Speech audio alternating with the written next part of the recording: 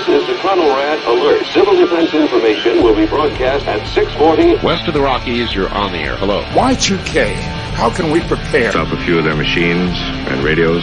Throw them into darkness for a few hours. We are fighting for our lives. My family must survive. Oh, for 5 years. 1,000 gallons of gas, air filtration, water filtration.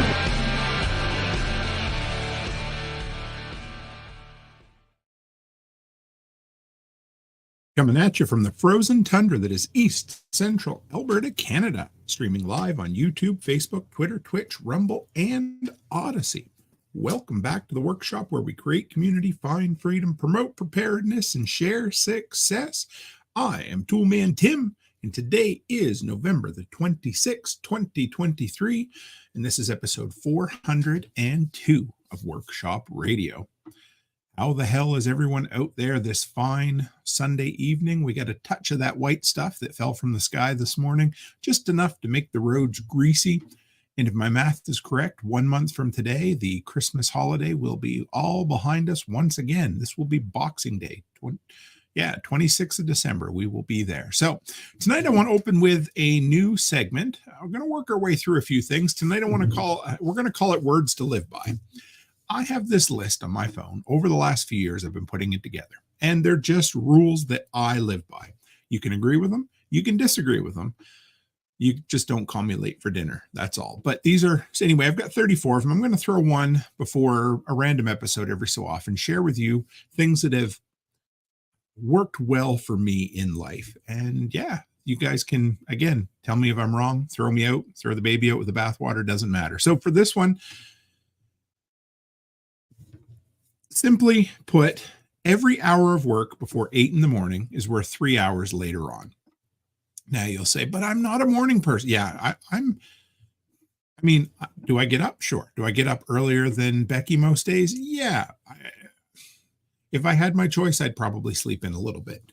But what I have found over the years is if I want to get something done, really important, especially things I don't want to do in particular, I will do them first thing in the morning.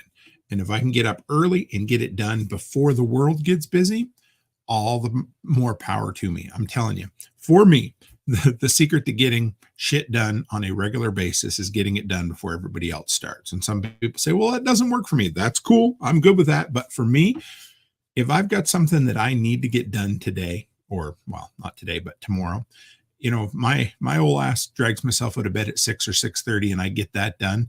That same thing would take me 2 or 3 times as long when the phone starts ringing and when people start talking.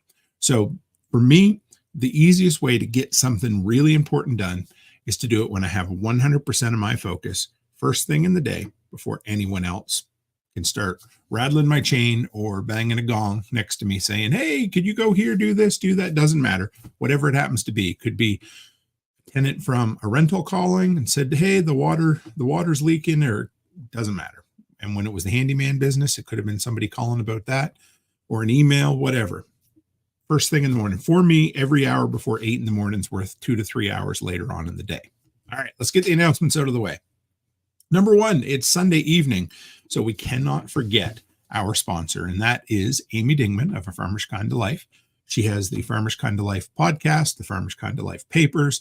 So if you're looking to give kind of an old-fashioned gift this Christmas, I say old-fashioned, you know, a paper-to-pen type gift, she has the Farmer's Papers, which is an actual printed physical newsletter that she sends out every month that has interesting articles that she writes herself, recipes, and the whole works. It kind of reminds me of my high school days when I used to subscribe to magazines, and I would wait every single month to get those magazines, and they'd come in the mail with that little printed label on the bottom, and it was always kind of the highlight of my week. So if you're looking for something like that, go by afarmerskindoflife.com and give Amy some support. And then speaking of support, we've got the Black Friday deal still on, guys, so don't forget. First off, the battery packs. If you were looking at one of these or a few of these for emergency kits for family members for Christmas, these SOS charge cards from Batrix, they've got the workshop logo on them. The normal $25, I got them on for $19.99. And if you buy 3, you get the 4th one free. The link's in the description tonight. And don't forget, if you're thinking about subscribing to the Patch of the Month Club, this is the one time of the year that is definitely the time to grab a hold of it. 12 free patches. So if you subscribe for the yearly updated billing every single year, you'll get the last year's 12 patches. We got some of the leftover ones. You didn't get them like everybody else did when they came out in the mail. You didn't get a surprise. So it's not like there'll be a surprise which ones you get. But if you're looking to be a completist and fill your collection, that's the way to go. All right. So this evening, I hope everybody's having a good day. I've seen Jeremy in here one step closer. I see Byron Roberts in here.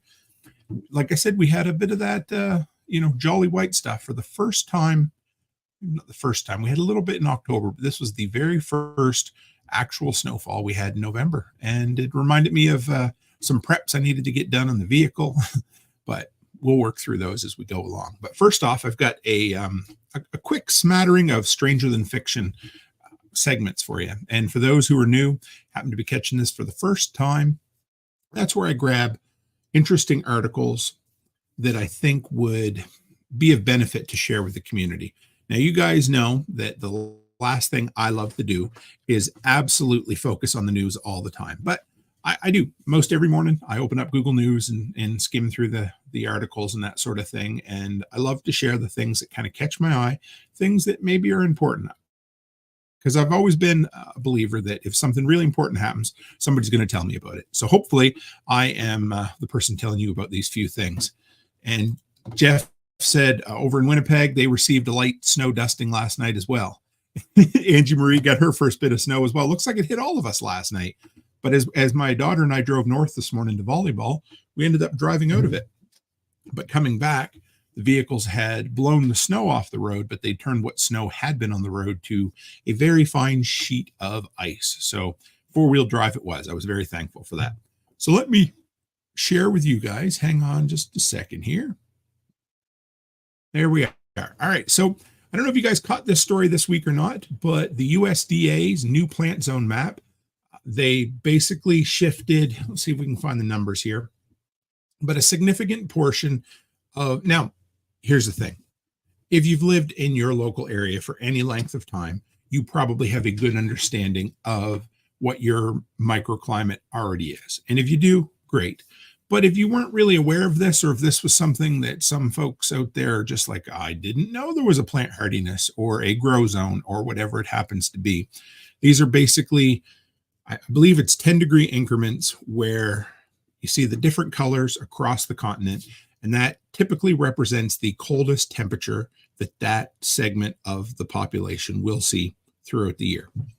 And so they move things around. And of course, everybody's favorite thing would be, oh, you know where they're going to go with this and say, oh, it's because of climate change. It's because of whatever. No, honestly, it's not. If you go down toward the bottom, it basically talks about how most of this was adopted through closer paying attention to the numbers, following Jeff Stark says, I love the tailored ads for Tim. Yeah, always. Yeah, you guys will get to see some of this for sure.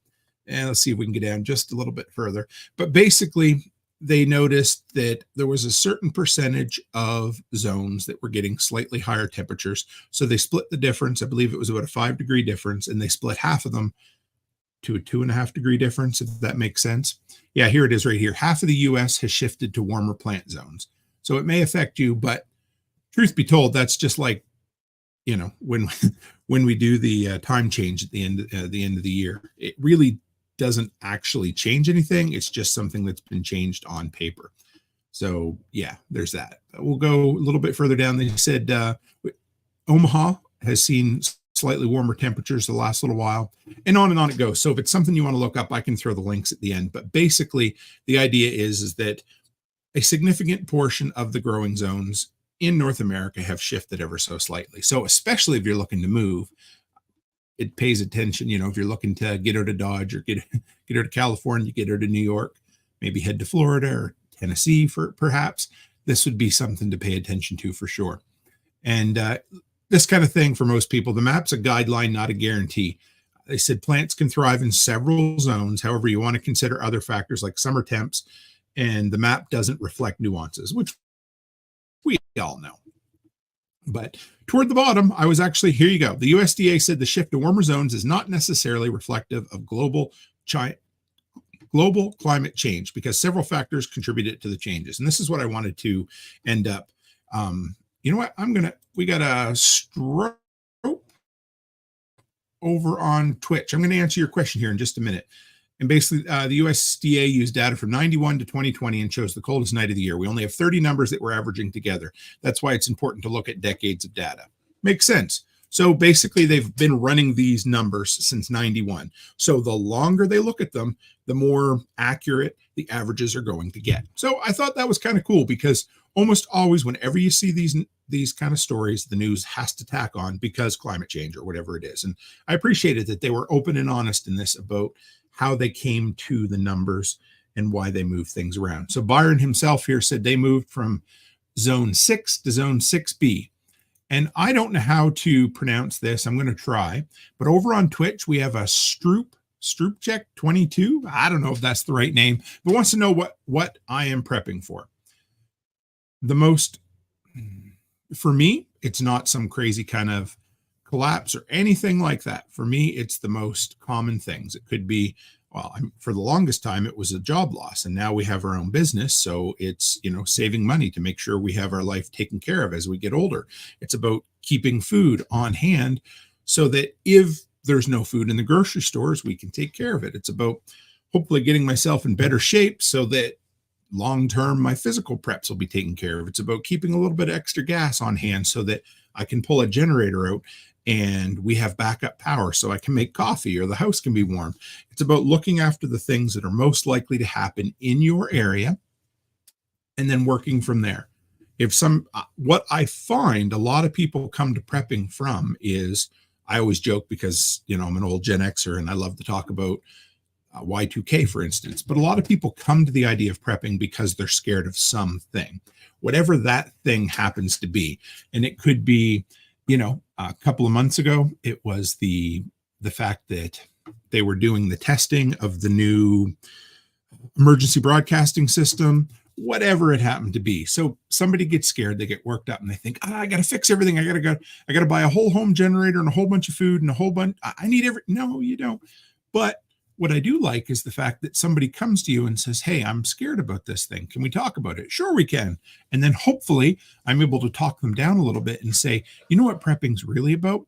It's about making your life better, whether there is nothing, whether things go wrong or they don't. And that's what I want people to realize is you look at a TV show like the old Doomsday Preppers, for instance, and there were some interesting, rather eccentric people on there. And that's hopefully not what people are looking for. And so when it comes down to it, honestly, it's about, putting a little extra money in your pocket. It's about having a little extra food on the shelf at home. It's about having a full tank of gas every time you go out of town. It's about having an emergency kit in your vehicle. It's just about being a prepared individual, because a prepared individual can look after their family and they can look after their neighbors if need be.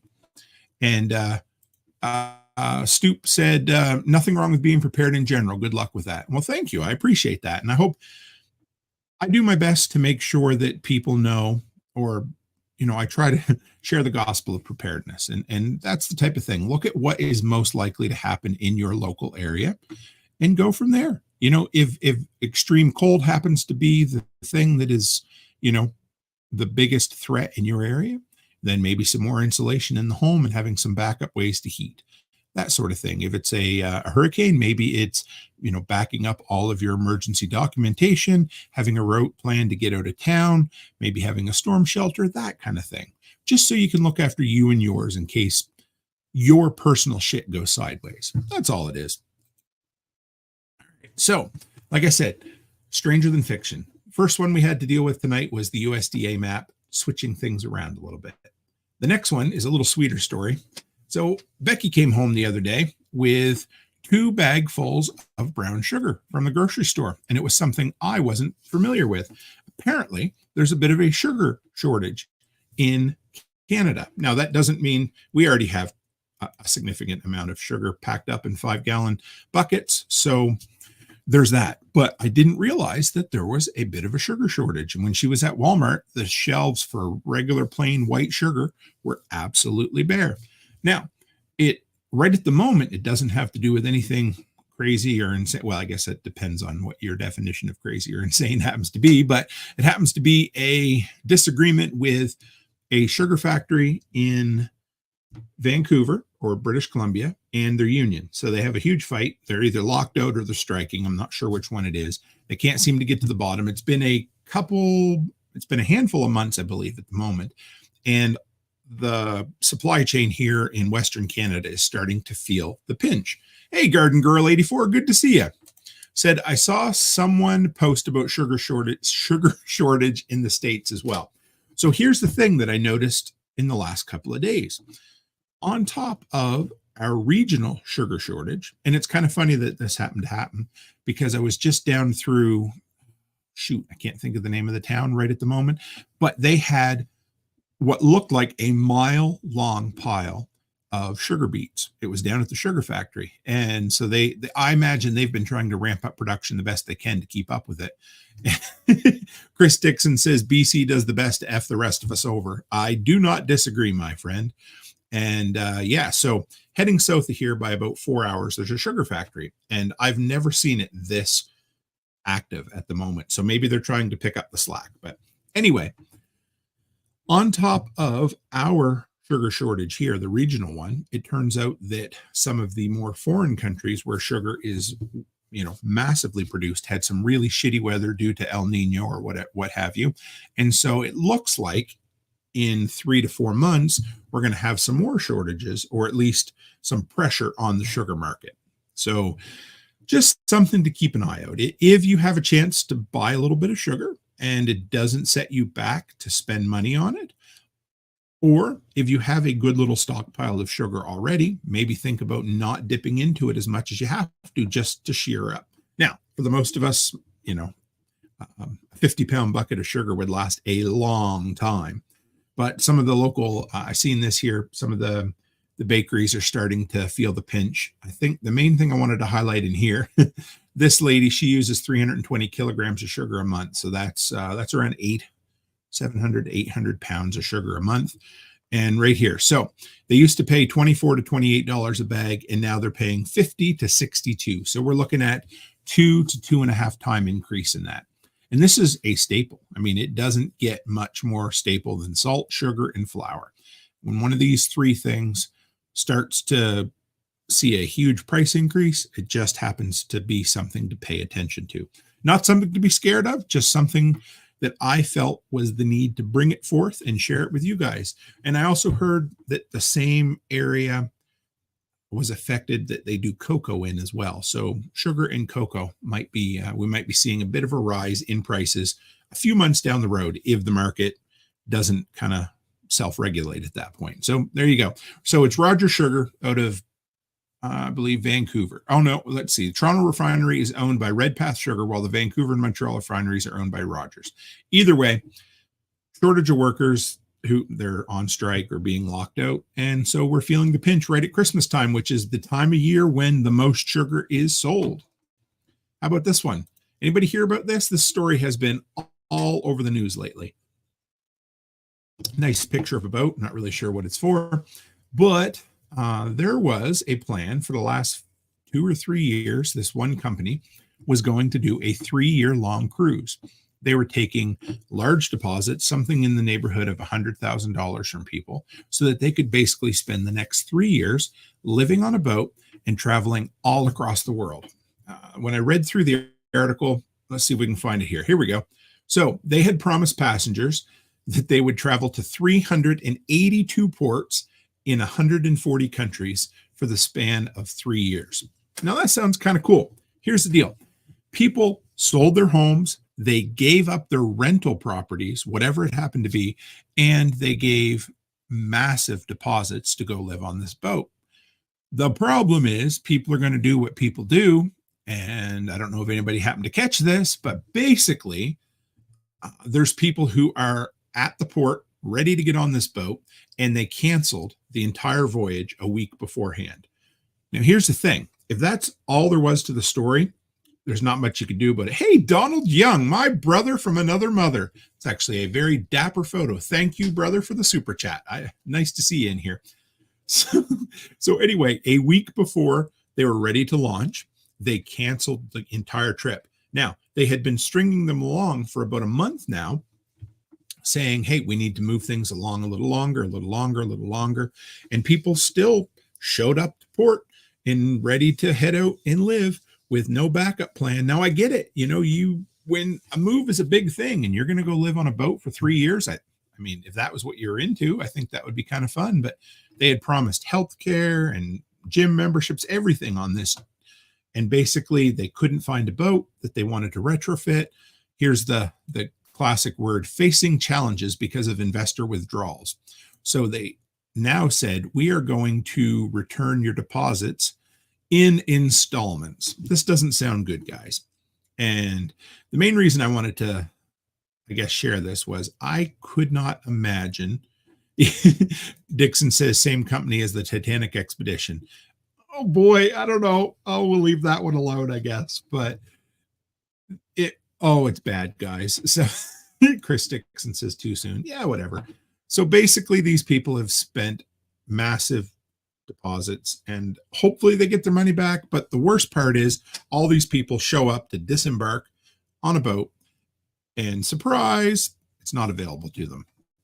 Now, the crazy thing is that's exactly it. Garden Girl said it sounded too good to be true. And I agree completely. The entire story, I should slide down here and see if I can.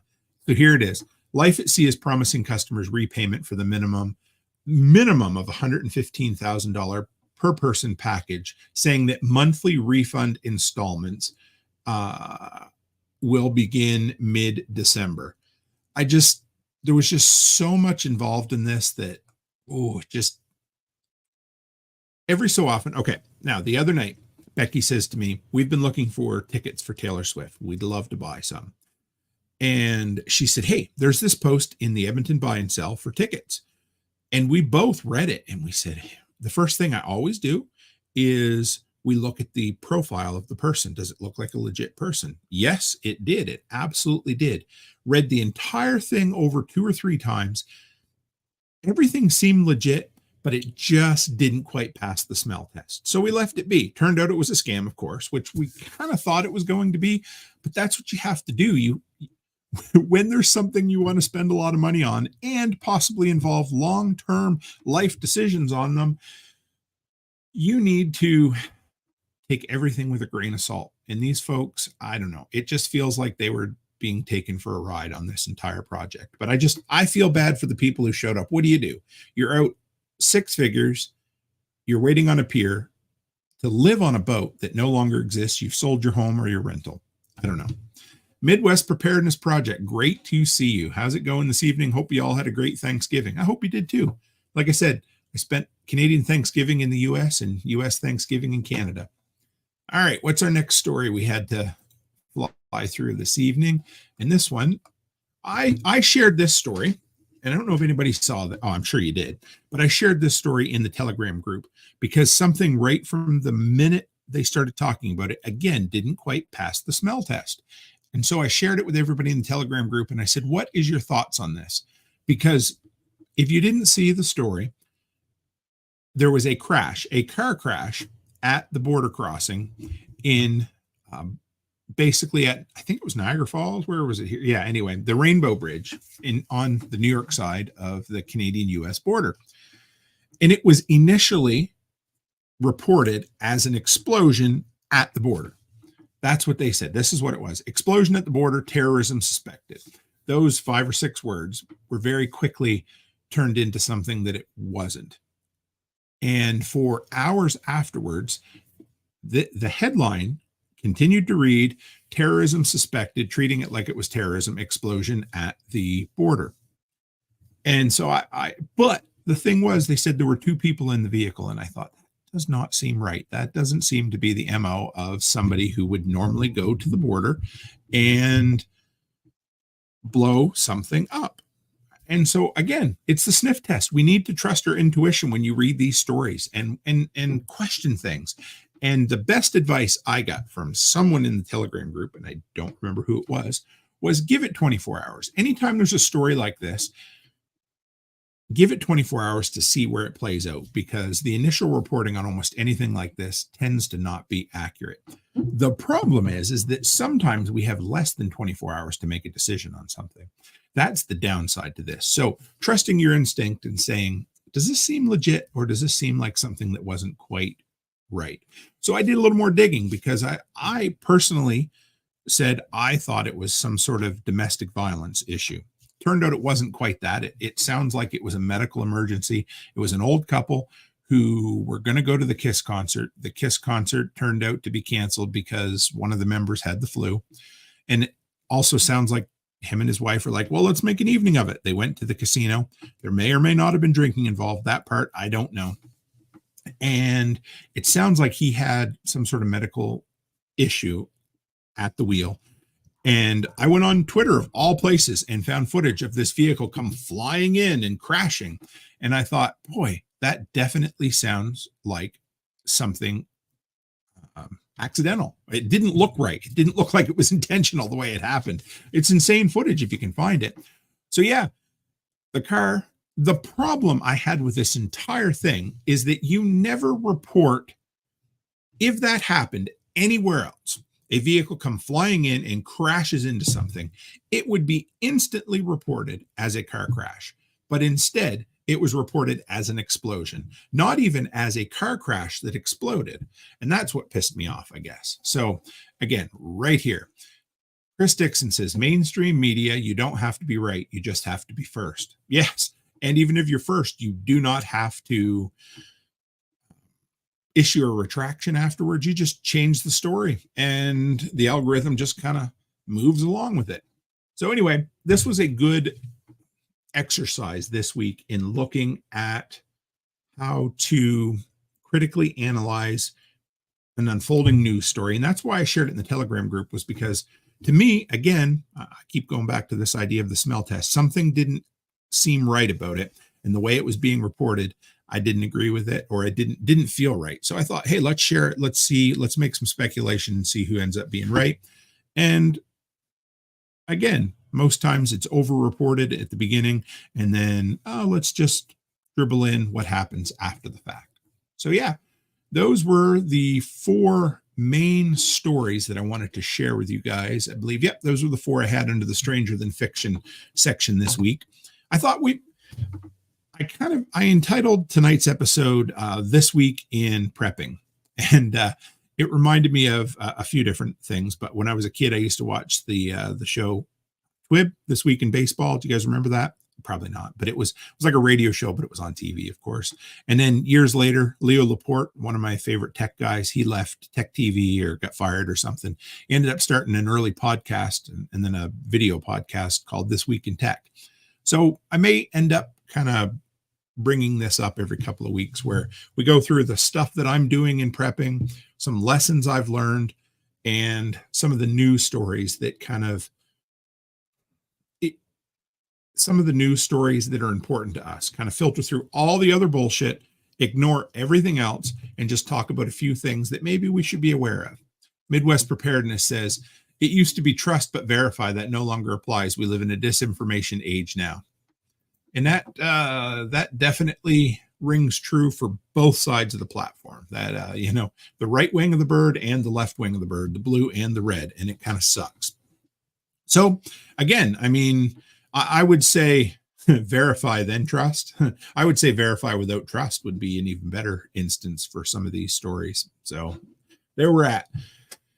I wanted to share with you guys a little more of my thoughts on freeze drying as well. And let's close out for now. Bring this back. Here we are. So this has been my first full week of freeze drying, and that's really good. Midwest Preparedness says both wings are attached to the same bird, a vulture. Yes, can you see it circling? So I've had one full week with the freeze dryer at this point, and I wanted to share some of my initial thoughts, some of the things I've done to screw things up, and hopefully maybe encourage you guys a little bit. But I've been going balls to the wall for the last 7 days. The first thing I did was I had to install a dedicated 20 amp circuit, which you may have heard me and Becky talk about the other night when we were, Josek wants to know if I blew it up yet. No, but that pump gets really warm. I'm not worried about it per se. I was just quite surprised by how warm it gets. I've got lots of room around it for air to circulate. I might put a little fan. I've heard of some people like that. So Chris Dixon says both wings turn the same nut. Yep, wing nuts. There you go. But I've had a hell of a time with this. And so I'm going to share my thoughts. If anybody out there is like, whoa, Tim, you're way off your rocker with this one, that's okay. I'm still learning. So share your thoughts too. Josek is an expert at candy and many other things with the freeze dryer at this point. But so we got the medium freeze dryer that has 5 trays in it. I'm really impressed with it. I almost wish, well, no, I don't wish, but of course you get one and you're like, I would have went a little bit bigger. It is what it is. Josek says he runs a box fan on low, blowing on the pump in the unit. I think I may implement something like that. I believe I need it because it does get a little bit on the warm side. So the first batch I did was the bread. Like they said, you put the bread through, you just run it, and it basically turns it to like Melba toast. And the idea is that it'll pull any odors from the packaging, that sort of thing, out of it. Chris Dixon says a freeze dryer. # must be nice. Son of a bitch, it is nice. I am working my ass off to put as much food by as I can, and I'm quite excited about it. Garden Girl says the kids will love, and you will love too, the candies once you do them. I actually got, if you're listening, Olivia, that's my oldest daughter in Edmonton, sent me a message the other night and said, Dad, make sure you freeze dry me some Skittles. And I basically told her that I've got a lot of meat to freeze dry first, but I'm working on it. So the first thing I would tell people with a freeze dryer is don't get too stressed out. Beforehand, before I got the box, before I got anything, before it landed here, before I opened anything up, it almost seemed like a foreign concept. It seemed like, I don't know, in Wizard of Oz, when they finally get to see behind the curtain or whatever, that's kind of the way it is. You just see the outer workings or you hear about it and you think, wow, that seems so foreign to me. And then all of a sudden you hook it all up and you're like, really? That's all there is to it? You put a little oil in the pump, you hook up 1-2 hoses, you close a valve, you plug it in, and that's it. It's not that bad, to be honest. So don't get too stressed out because you might be excited about it. I was excited about it, but I was nervous. I was legitimately thinking this is going to be a super complicated process. And I would say once you get the system down, it's way less work than pressure canning. Let's put it that way. So Garden Girl says it's so simple, but this sums it up perfectly. Garden Girl gets 5 stars for this evening. It's the best comment. It's so simple, but it seems so overwhelming before you get it. As soon as you open it up and you start using it, you're like, really? That's all there is to it? There's just so little that you have to do. There's a few things. It's hard to frig it up. If it's not dry enough, you run it for longer. Other than that, that's really all there is to it. And being patient, I want to run. I'll tell you all about it here in a bit. But Paul Revere says, what is the hardest lesson you've learned so far working with your freeze dryer? I'll get to that and I'll share that along the way, because there is definitely there's a learning curve. Here I am. I told you this is my first week. This is why I'm going to share some of this stuff with you. So first off, don't get too stressed out, because as soon as you open that box up and you set it on the shelf and you realize, okay, 1 hose connection here, a hose connection to the pump, you put the oil in the pump and you make sure you close the pressure valve, I believe is what it is. And that's it. You put your food in. I would say the best piece of advice so far that anybody's given me, and I've realized real quick, is to pre-freeze everything. It speeds up the process immensely. Right now, I am running 5 quarts of heavy cream in there, and I wasn't able to pre-freeze it because of my scheduling and things like that. And I didn't really have a safe setup to put it in the freezer and make sure it didn't spill. So what I did was I put all the trays in, I pulled them out just a little bit, and I dumped the cream in. And 1 medium tray for a medium freeze dryer holds exactly a quart of heavy cream. So anyway, but it is going to take me 2.5 days, I think, when it's all said and done. So you have to be patient, but pre-freezing absolutely everything is a must. It will save you a ton of time and a ton of wear and tear on your machine. Yosick says, cover your cheese in the freeze dryer or you'll have a mess to clean up. Thank you, brother. I did not know that. Garden Girl says raw eggs are great. Okay, something else. Don't panic. I already said that, but this is a little different. Don't panic. So I messaged Nate one night, the very first night I had fruit in there, and I looked at, I think it's the MT rating. I think it's the negative pressure or the vacuum pressure that's in there. And mine was significantly above 500 at the time. And I read one article on the internet that said if it doesn't go below 500, then your machine's broken and you need to call support and all of this. Well, it turns out that it gradually works its way down there. But I was like 5 hours into my first freeze drying session. And I thought, oh, I've got a dud, or so. I was panicking again, of course, right? So just let it run its course. Turn it on. If everything's running and working properly and you have a vacuum, just let it run. And then eventually it gets down. Mine gets down into the 400s. But it's one of those things. Don't panic. So that pressure rating at 500, it doesn't necessarily start there, but it works its way below it. Like I said, best piece of advice so far, I think, is probably freeze stuff before putting it in. The heavy cream right now is taking the longest of any batch I've done because it was the first non-frozen stuff I put in. I did order a second batch of trays so that I can pre-freeze things like that. I bought 5 extra trays and little spacers so that you can stack them in your freezer. So we're going to try that out so that I can have things ready and just slide them in. Here's my biggest problem right at the moment. I've been buying discounted meat as I can find it. So each time I have to go to Lloyd in the morning to assemble stuff at the daycare, I go up and I get deals on things. I happened to take my daughter out of town this morning for volleyball practice, and I got a whole bunch of cheese-filled sausages for 75% off. They're great. I love them. They're probably not great for you, but I love them. So I bought 11 packages of them. Becky chopped them all up into, silver dollar size, probably 3/4 of an inch thick, and we're going to freeze dry all of those. So the problem I have right now is that I bought a bunch, not that this is a problem per se, but I've got about 12 pounds of pre-cooked ground beef. I've got 8 pounds of pre-cooked ground chicken. I've got 6 pounds of pre-cooked stewing beef. I have a tray of Becky's homemade chili in there freezing right now. The cheese sausage is freezing at the moment. So I've got this great big backlog of stuff all ready to go into the freeze dryer, and I just need to be patient. So that's kind of the fun part, is having all this stuff done ahead of time and then just running them through as time goes on. And I see Martinson family in here. Great to have another fellow Canuck. And Oak Garden says, make sure you rinse the sausage to get the fats off. I will do that. And Yosick says, I have 20 pounds of sliced strawberries ready to start tomorrow. Strawberries and raspberries were some of the easiest ones that I've done so far. On a couple of the batches that I've done the math, it's coming out, including at least the electricity cost, about half of what it would cost to buy the stuff from Amazon or Mountain House, that sort of thing. So I'm impressed. And I look at it as putting money in the bank as well. So you're freeze drying all this stuff. You're purchasing it now at 2023's prices.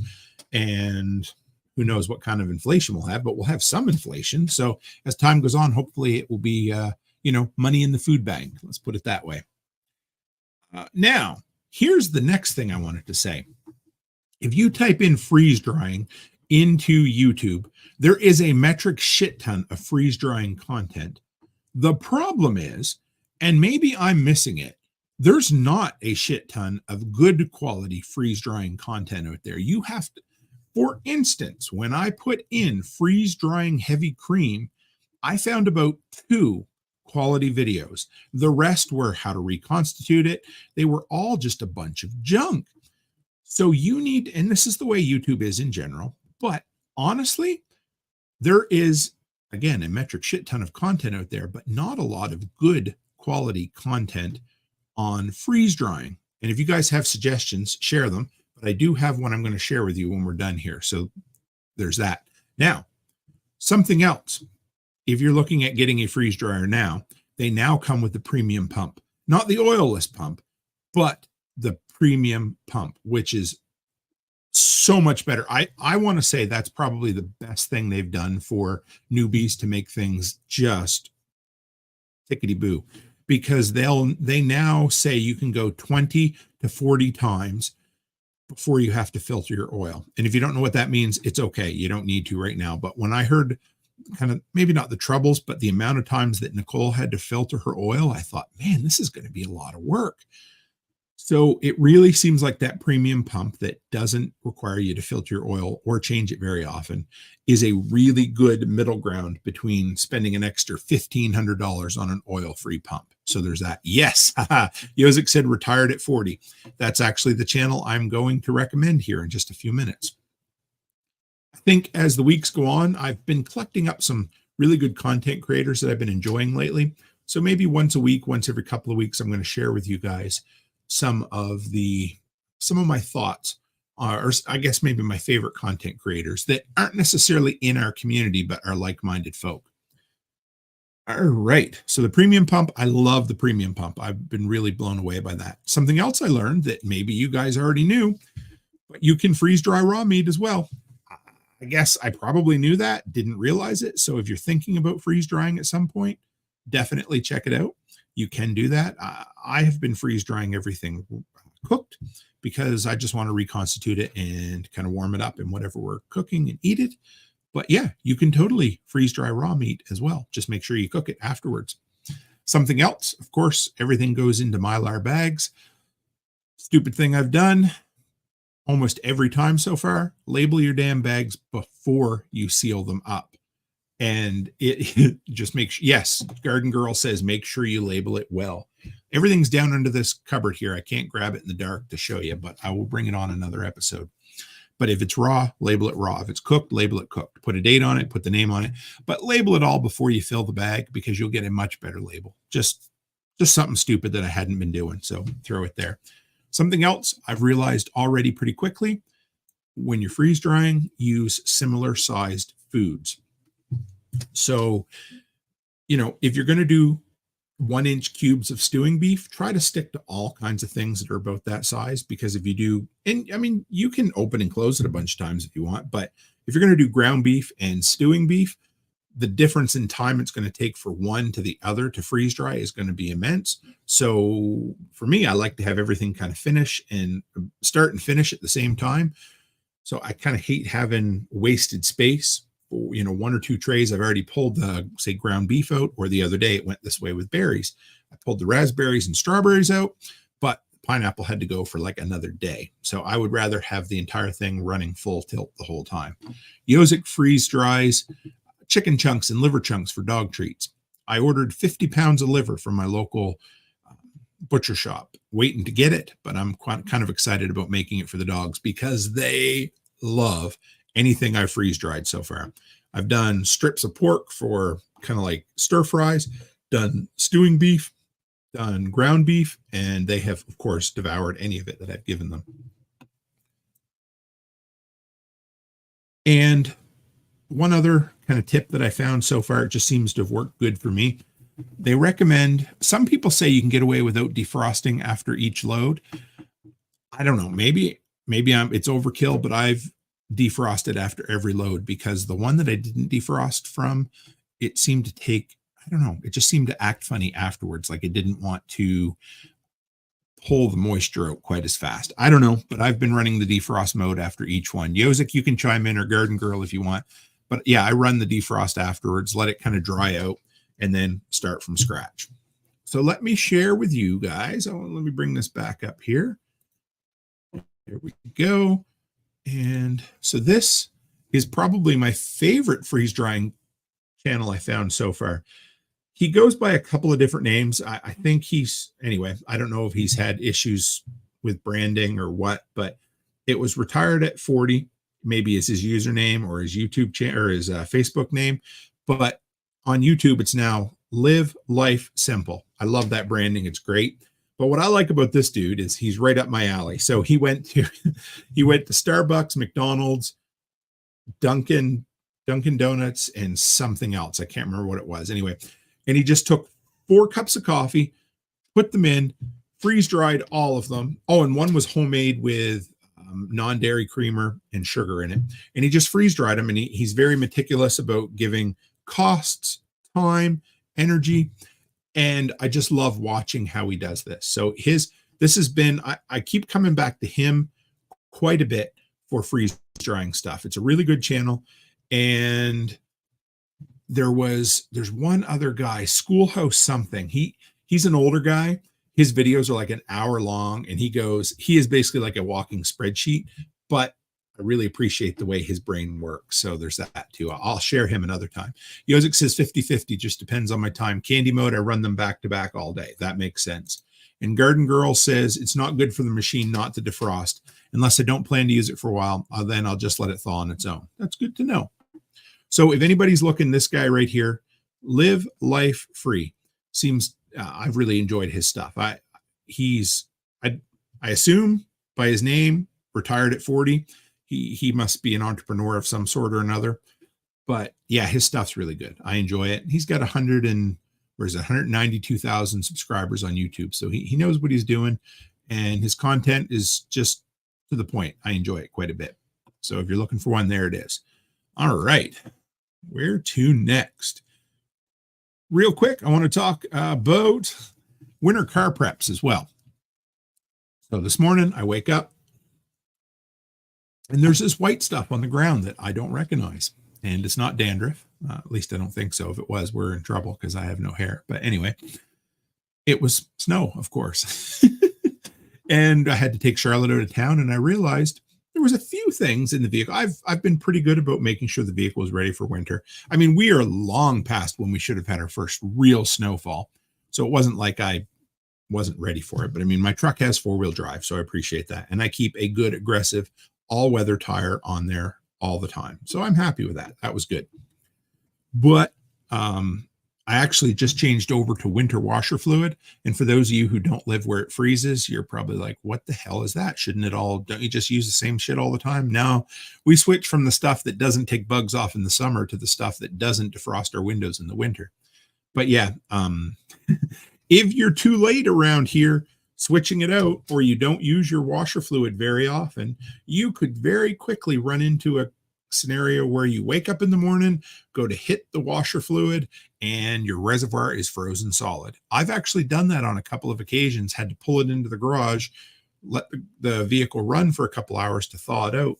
Lucky I didn't split anything. But yeah, so for me, winter washer fluid, I've got that in the vehicle. Good tires.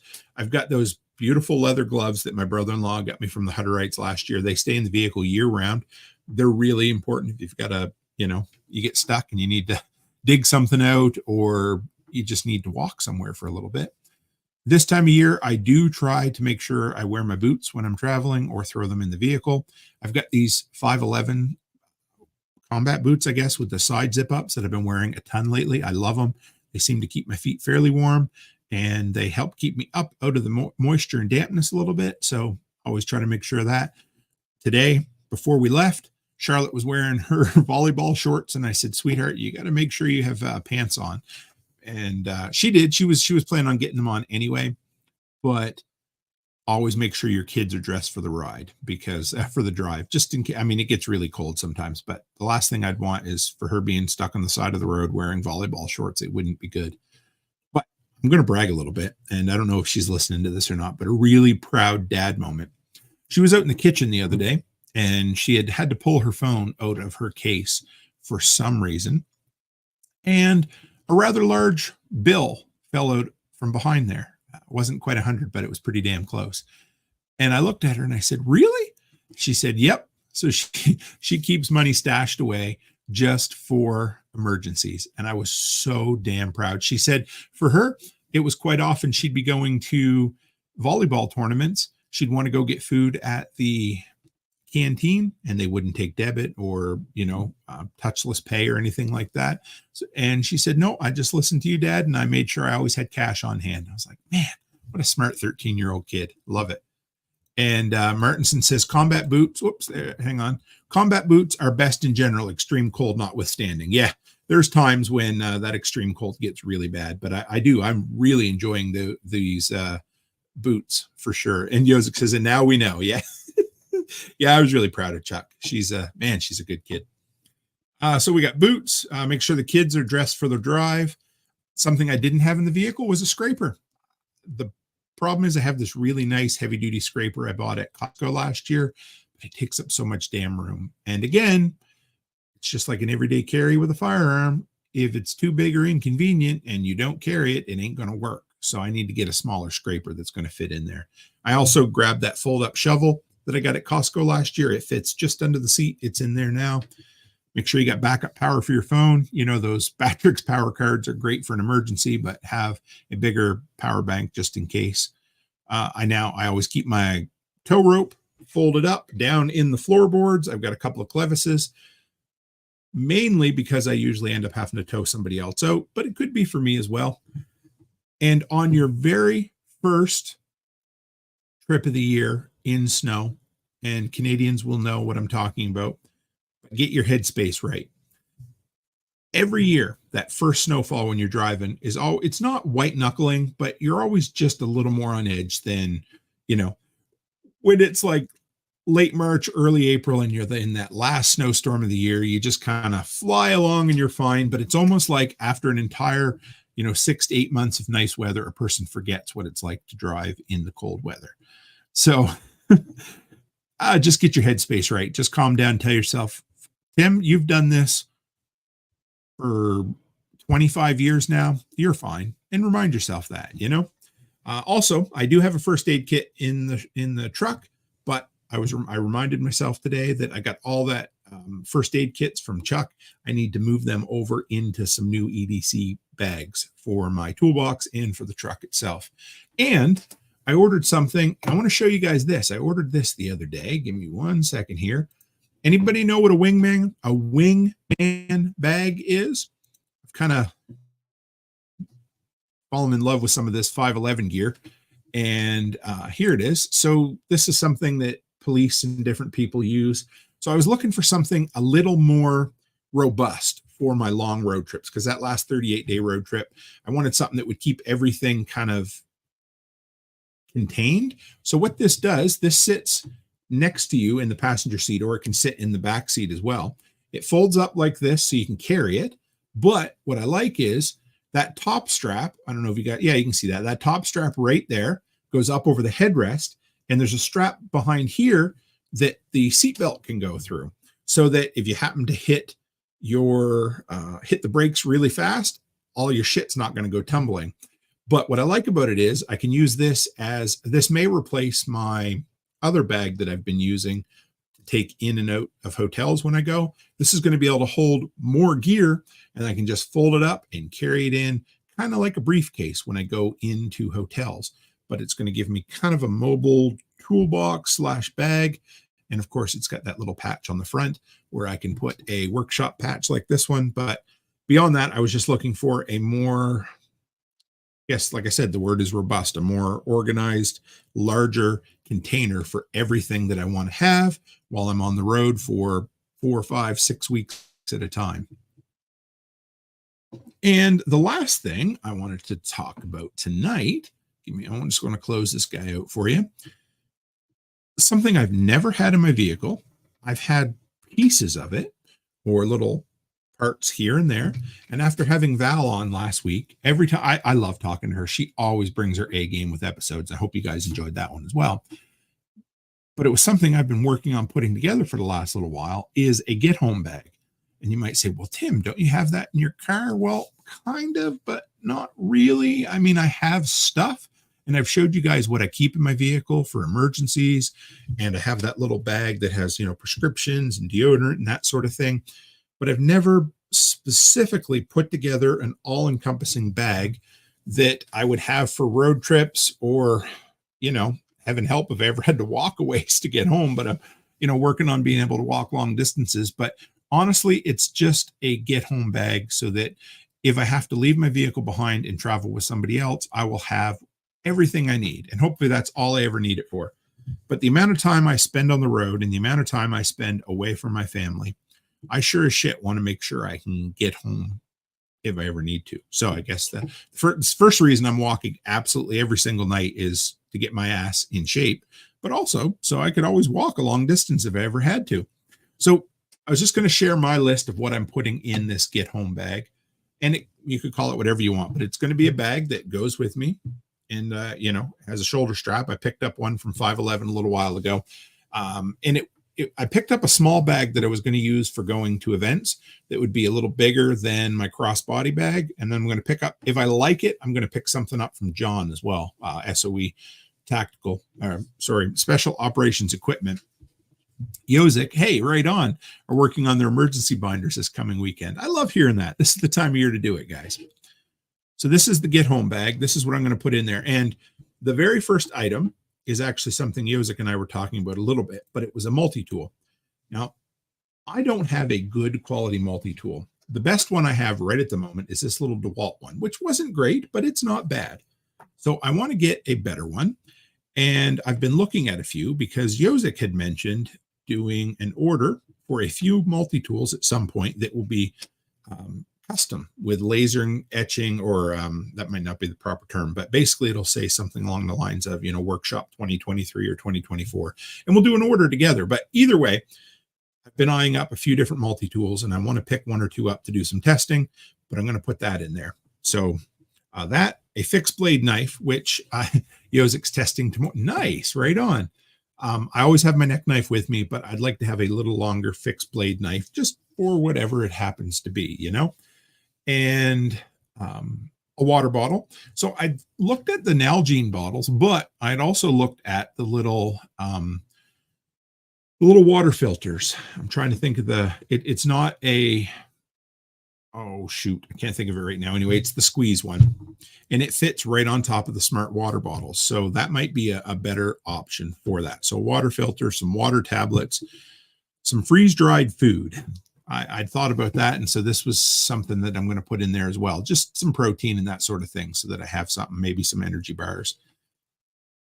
A flashlight. I've got a rechargeable Coast flashlight, which you can also take AAA batteries in a pinch if it needs to. So I pulled as much of this stuff together as, thank you, Sawyer Mini. I don't know where my brain is tonight, Garden Girl. I appreciate that. That's the exact one. I've actually ordered one of those, so I have one because I have some Life Straws and I like them, but the Sawyer Mini for this bag will actually be a little bit better. And I'll do an audit of all this. And it's something I wanted to learn myself because it's not a process I've put together before. So I'm not just buying a bunch of gear. I'm also going to learn a few skills along the way as well, because what do we say? The skills before supplies, but some of these supplies I need to have in order to learn the skills. So I'm kind of excited. I got some water tablets. I did a ton of reading on a few different ones. Like I said, freeze-dried food, the flashlight. I've got a really nice Garden Girl has the Sawyer water bottle, and it's great. And U.S.A has the squeeze. It's pretty good too. Yeah, I'm looking forward to testing it out. We'll give it some, you guys will get some content out of this. You can make fun of me as I learn some of this stuff. So anyway, the Coast flashlight, I love. It's a little on the heavy side, but it's still small, and it's USB-C rechargeable, which comes in handy here in a minute. I've got a couple of headlamps. I ordered a couple of more ultralight headlamps to do some testing on, both of which are going to be USB-C rechargeable. Again, a good thing. Regular old Bic lighter. I love that. That's one of my favorites. And they work. I also ordered a new ferro rod. I've got a couple other ones, but this was it's got a wood handle. It was fairly light and well recommended. So it's time to get back into practice with that. I cut off 50 feet of my paracord from the roll I have in bulk out in the garage, rolled that up, put that in the bag for now. I've got my first aid kit in there. I've got a couple of emergency, they call them the space blankets. I ordered 2 or 3 different types of fire starters as well. I'm going to test those out, guys. So you can, these ones, they almost look like little pills, and you pull them apart and they have some fuzz, and they look like they're supposed to burn 5 to 7 minutes. So we'll try that. And then the rest of the stuff is just regular old normal things, stuff I already have in the truck anyway, but it's going to move into this bag. But we got, TP, soap, floss, toothbrush, toothpaste, insect repellent, spork, which I already have in there as well, underwear, socks. Oh, a little stove. I've been looking at a couple of different little collapsible stoves, so we'll see which one I end up with on that one. I've got some of the electrolyte water flavoring thing. I love these. I don't know if you guys use these. Maybe you don't, but these right here, I had to order them from the U.S., but I put them in my water bottles for when I'm walking quite often anyway. But it's the Gatorade Propel ones. They're full of electrolytes, and they're really tasty. Some of the, Yozik says, dryer lint and wax. Yeah, I can make a hell of a fire starter kit in an Altoids mint tin. I bet you can. And I'm going to pick your brain on a few of those things, brother. I appreciate that. I had my eye on this caffeine gum for a while, so I'm going to get some and test it out. I can't, there's some you can get here, but the good stuff you can't. That's why I have an American post office box, right? Bivy sack, water flavoring, like I said. Oh, and I've got a couple of different roll-up solar panels, the little 20-watt solar panels, and I'm going to give them a shot. We'll test a couple of them out, but something I can hang off the bag for charging that kind of stuff. And then a little battery pack. And I'm sure I'm going to forget some things. I'm going to put it all together, but I'm going to put it out there so you guys can see it. And we can do the workshop hive mind as we look at things and figure out what I can improve and what I can learn from. Garden Girl says liquid IV is good as well. Interesting. So that's kind of where I'm just getting started. I have the bag and I've put a few things together of what I had. I've ordered some things. The Black Friday specials were really helpful on that, but I'm excited. Again, it's time to learn some new skills. And it's like I say, when any of this stuff, there's one place I always go, or when I go there, I always think of it, but the Calgary airport, they have it's almost like a spiral staircase, but it's a parking lot. So you go in and it's a very tight spiral driveway that you go up to go from level to level to level. And that's kind of what I look at with skills and prepping and that sort of thing is, we go around and we learn something, learn something new. And then all of a sudden you've leveled up. And then, oh, well, you know what? It's time to go back and view something again and try it again. And so level up again. And that's every time you go around one loop, it's like, hey, I've learned all these little skills and now I've leveled up and it's time to do that again. Dixon says Mountain Opt makes great electrolytes. I will try that. Zip Fizz is a good water to kick up, your water and give you a boost. I will check that. Yeah. And hand warmers. That's great to keep in your car this time of the year. And that's something I don't keep in my vehicle, and I'm going to. Thank you for the reminder, Garden Girl, because I have some here in the house. Because what do I tell people? Buy that kind of shit at the end of the season. The best time to buy hand warmers is in April when they're on for 10 cents at a time, or 10 cents on the dollar. Always love that. Yes, great. Thank you, Garden Girl. And I always have a ton of shit in my vehicle, a lot of gear. But what I realized was if I ever had to leave it really quick, or if I, heaven help, I had an accident and all I could grab was the bag, I would love to have everything in a central location with some extra gear in there. And, there's never been a time that I haven't dipped into one of those things. As simple as needing a stick of deodorant or a pair of underwear or something like that. There's always things to grab out of. But I wanted to have it all in one get-home bag. So, yeah, I'm sure I'll make content on it. And you guys can help me improve it as we go along. So I can't believe we busted through this week in prepping, guys. I've enjoyed this. Garden Girl says she has reusable ones I send with my kids to school, but toss away ones for emergencies. Oh, hand warmers. I was trying to think bags. What is it? Yeah, no, that's good. And I always have lots of hand warmers on hand. So we use them. When I first started in the oil patch 10 years ago, in less than 2 months. That's insane. I didn't have any money to buy any boots. So I brought my rubber boots that I used to go lobster fishing with me. And they were rated for 32 degrees, maybe freezing would have been it. And the first day I worked was -40. And I didn't want to tell anybody that I didn't have insulated boots because I didn't have the money to buy them.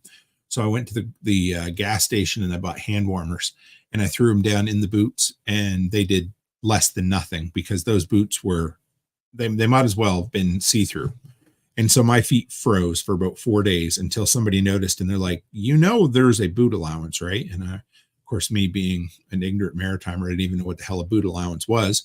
And they said, just talk to the boss. They'll give you 200. They'll give you a credit. They write you down a piece of paper. You go to Mark's Work Warehouse and you pick up your boots, and you're allowed to spend up to $200. So I still have those winter boots. I cherished them.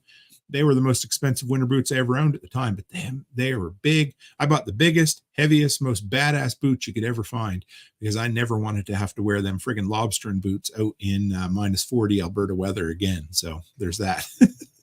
And Chris Dixon says keep 3 or 4 microfiber towels in there too. Even a horse bath can refresh the mind. You're right. And I will tell you, I bought some of those Cottonelle extra large shower wipes or body wipes this year.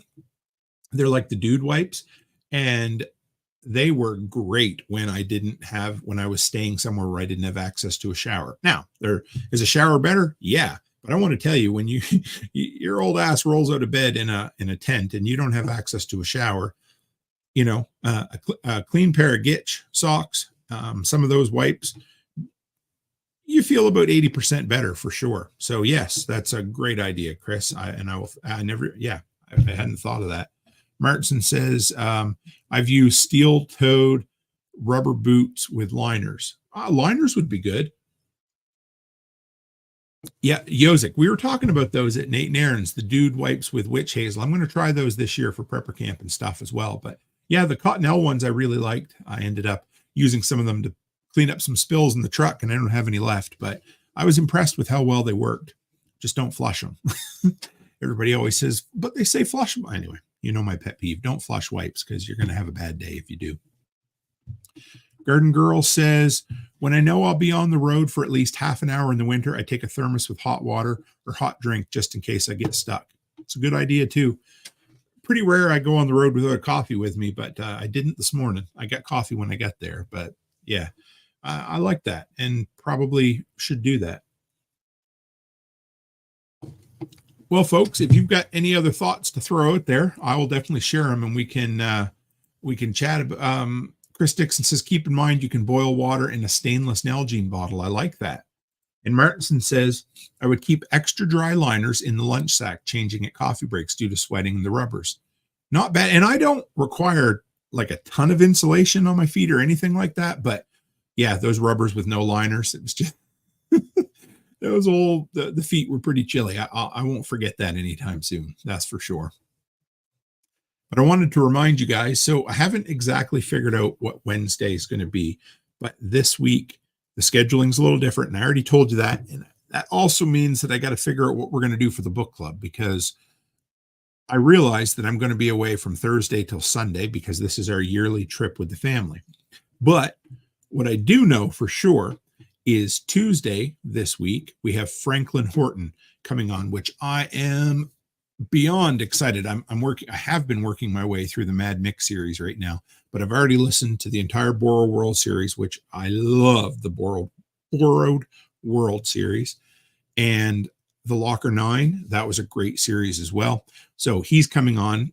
It's kind of cool. I don't want to give away too much, but he used to work in the construction and handyman industry, and he's now self-employed as an author. So we got a lot to pick his brain on. I'm really looking forward to that episode.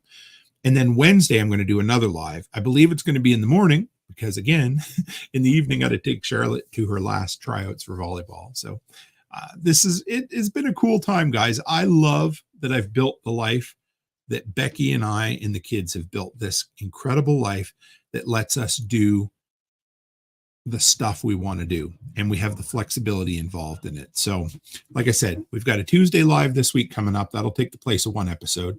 And then I'm going to do a Wednesday live, which was going to take the place of Thursday night's episode. So I got to figure out what I'm going to do there, guys, because that screws up the book club. So we may have to move the book club one more week because we're starting Atlas Shrugged. So I'm excited about that. And then Sunday evening, I'll be home in time to have Brad, better known as 5 Times August. And if you don't know exactly who that is, I almost bet you've seen some of his videos. The animated videos where he basically made fun of Justin Trudeau for the way he handled the trucker convoy. He did one about Bill Gates recently, and his most recent one is Ain't No Rock and Roll. And that, I love that track. I think that's going to be a big hit for him for sure. And Yozik says, we'll be here, whatever works out, Tim. And I yes, 100%, Yo. I appreciate you. So, yeah. So we're going to move things around. I kind of was talking this out loud as I went here for the Thursday night episode. But anyway, like I said, so we got Franklin Horton, 4 p.m. Mountain Time Tuesday. It's a totally different time for everybody, but I hope you enjoy it. And then Wednesday morning, we'll do a live. Not exactly sure the exact time yet, so stay tuned on the Telegram group. I will let you know for sure. And then Sunday evening at our normal 6 p.m. Mountain Time. I hope people are starting to get used to it. It seems to be working. We seem to be getting a little bigger crowd in here, and people don't seem to be forgetting about the 6 p.m. start time. So I appreciate that. So with that, guys, I'm going to figure out whether I'm going to go out walking in the snow or I'm going to walk on the treadmill tonight. So there's that. I'll get these episodes lined up. And Lone Canadian, I miss you, brother. He says not even getting in from work until 7 p.m. now. Kind of sucks, but I'll catch up with you, bud. We'll see each other soon, especially over the holidays. We'll have to get together and have a hot drink or two. It'll be nice. I'd love to see you. So yeah, I'll keep you guys in the loop with the scheduling from here. If you guys have any questions or requests, send them my way, and I will see you Tuesday afternoon at 4 p.m. Mountain Time. It's going to be great. And I'm going to get that walk in. I am excited once again. So I'll have these episodes in the queue for you guys to get to. Coming up, you'll get Saturday's episode tomorrow if you're listening in the audio, and you'll get tonight's episode on Tuesday. So, as always, stay happy, stay healthy, and have a great week.